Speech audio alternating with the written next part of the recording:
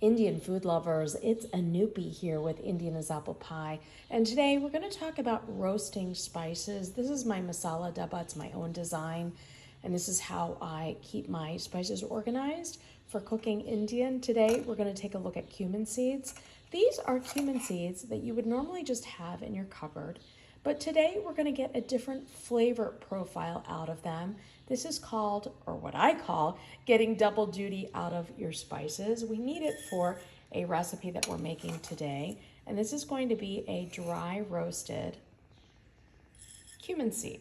Now, why do I call it dry roasted? Because the pan it's going into, and we already have the heat on at medium high, it is a very dry pan. There's no oil in here, no water, and that is critical to really getting your spices perfectly roasted. So you see they're just sitting here in this pan. It's okay, nothing's happening yet, but it is like something that might be on your stovetop frying, or it might be like your pressure cooker that you're kind of watching. You do not want to leave this alone for too long. The process looks like it's going to take a while, and then it speeds up just as it's truly getting to where you want it. So the key is that what's happening is the essential oils are being pulled out of your spices. It's a warm pan, not overly hot. I can touch it, but remember, you can only really touch your ingredients in a hot pan if your fingers are completely dry. I always like to emphasize that in all my classes. So here we go. Use a spatula if you're more comfortable. I'm so used to this, right? So I've grown up just touching my pans, making sure that the heat is right. It's never overly hot. So that's the thing. It's not searing. It's not like you have moisture in here and water, so it's going to let off steam. You're actually okay, but use a spoon or a spatula if you need to. But here now, I can see it's starting very gradually to just get a touch reddish. And when you're hovering over it, as I am, you'll get the beautiful smells. You just kind of waft it over to yourself so you can get a nice, beautiful smell of it. It's starting to really get aromatic, which is great. And keep shaking it because you don't want it to burn. It is very quick to burn once it reaches this point. We're only at just about 3 minutes on the video. So I think I've had it cooking for about a little over 2 minutes at the most. And see how quickly it can just kind of turn.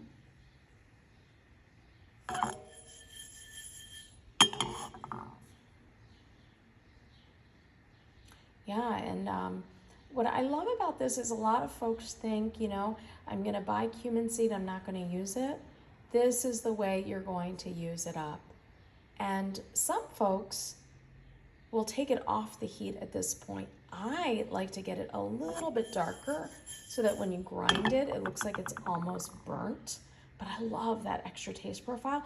This is the taste when you go to an Indian restaurant and you're like, what is in the ratha and in the yogurt? This is the taste profile. It's called bunawa jira. Bunawa means roasted. So bunawa jira. It also goes into all of our snack foods. That is the beautiful taste profile that you taste that makes your snacks deeper in terms of flavor, but you can't figure out what it is. When you get home, you're like, how do I make this? I'm giving you all of our house secrets. And if you want more, you can jump on my website and sign up for a Zoom class every Monday, folks, 5 p.m. We are doing it. In fact, this could go a little bit faster. Let's go ahead and turn the heat up. Again, at a medium high, maybe a touch higher, that's about it. And get this beautifully done.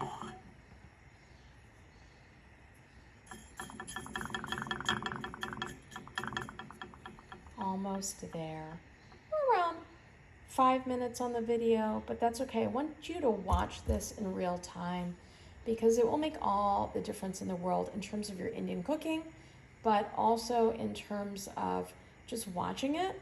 You're like, I can do this. Remember, there's no oil, no water in this pan. It's a dry pan. And any pan will do. I will say if you have a less thick pan, these are Le Creuset pans, you will want to keep the heat lower because it's going to take less time to heat up your pan. It will burn your spice if you are not careful. And if you do burn this, you want to just throw it out and start over. You cannot really salvage a burned spice. Cumin seeds is one thing, coriander seeds is another one that you can do this with. Saunf or fennel seed, here we go. See how quick that is? It's just turning, just about done. What's another one? You can even take your cinnamon seed, your cardamom. You could roast just to get a different flavor profile. That's not done as much as cumin and coriander. And then this is so perfectly finished. We're gonna just take it off the heat. We're gonna let it cool. See the steam coming off? Those are your essential oils coming off your cumin, and some of the steam, the moisture it's released hitting the pan from the spice itself, just all those elements. And it's now going to just cool down for a minute or two, and then I'm gonna grind it up. So we've let it cool just a touch. I've just got my pan sitting here on a little cloth towel on my cutting board. And then we're gonna go ahead and go to our mortar and pestle. You could do this in a coffee grinder reserved for grinding spices as well. This is just a small amount that I'm doing, so I'm not bothered with my grinder, but it is a great way if you wanted to do a large batch to do it all and then just keep it in a glass jar or in a metal container. No plastic, folks. Do not let plastic touch your spices. Look at this. This is still a touch warm. See that? Amazing. Look at that. Wafts of steam coming off of this. And I wish you could be here to smell this, folks. I really do.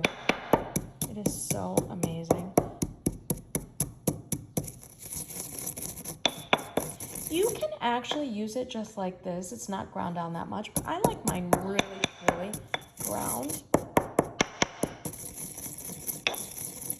If you don't have a mortar and pestle, truly worth it. Pick it up for just, I don't know, what are they now? 20, 30 bucks maybe a little bit more. It's so worth it. You want something around this size, and you want this kind of weight, the heaviness, because that's what really enables you to get in there and really grind this down. I love all of the images that I have in my head, you know, as I do this, of my dad's village picky and all of the older ladies sitting outside with mortar and pestles that were bigger than them, twice as big, and just grinding out the masalas and scraping them down, grinding out the spices every single day. We would go grocery shopping daily. There was really no to limited refrigeration in our village, my dad's village of Picky, and so we would always have to go and get refrigeration or get ingredients daily, because you wouldn't want to store stuff. They never really believed in storing food and eating it again as leftovers. We just ate it in the morning, maybe in a roti or something like that, paranta, and then that was it. And I say we did this, not that I grew up in India, but I grew up visiting because I grew up in America, but we would go back and spend weeks upon weeks to months with my family. I remember my mom would take us out of school sometimes, and we'd have all the homework with us.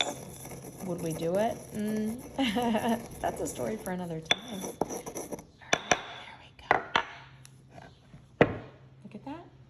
And then you're going to just basically add that to whatever dish you might be cooking up. I've got lots of recipes on my website, indianasapplepie.com.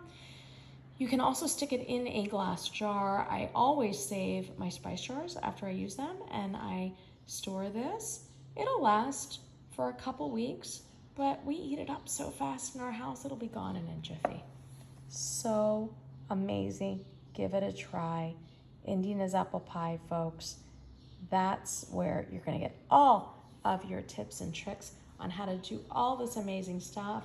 And honestly, really cook the way we cook in our Indian and Indian American homes. See you soon.